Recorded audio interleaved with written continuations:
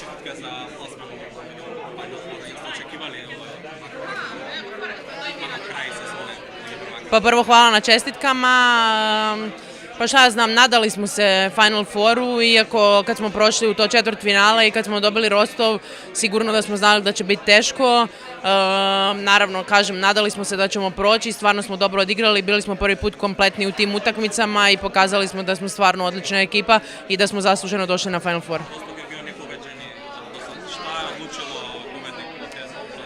Pa kažem, mi smo se cijelu sezonu nekako tražili, imali smo dosta problema s ozljedama, s odlascima i tako i istina je da oni nisu imali ni jedan poraz, iako mislim da je njihova grupa bila malo lakša nego naša, jer što se i vidi da su praktički svi klubovi iz naše grupe prošli na Final Four, tako da kažem, prvi put smo igrali kompletni, cijela ekipa, odlična je bila atmosfera prije Rostova i nadam se da će se tako i nastaviti.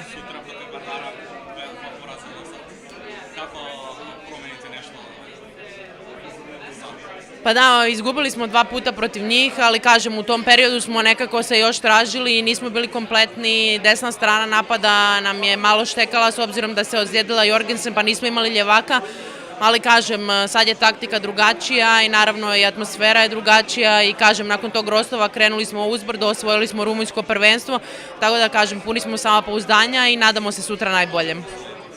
Pa mislim da će obrane definitivno presuditi, u svakoj utakmici su obrane nekako glavne, tako da kažem, ko će bolje odigrati u toj obrani i možda imati više sreće, pobjedit će. Pa čak mislim da mi nemamo neki pritisak, naš cilj je bio dolazak na Final Four, pošto je Bukurešt prvi put ove godine uopće igra Europu i ove godine je oformio, ajmo reći, neku europsku ekipu. Tako da, kažem, samim ovim dolaskom smo ostvarili naš cilj i zato smo nekako bez pritiska u odnosu na ostale 3 ekipe koje Vardar je, na primjer, tu već 3. put i naravno da želi ući u finale, pošto prva 2 puta nije ušao, ali kažem, mi smo nekako rasterećeni i nadam se da ćemo sutra imati tu 3. sreću protiv Vardara i ući u finale. Hvala.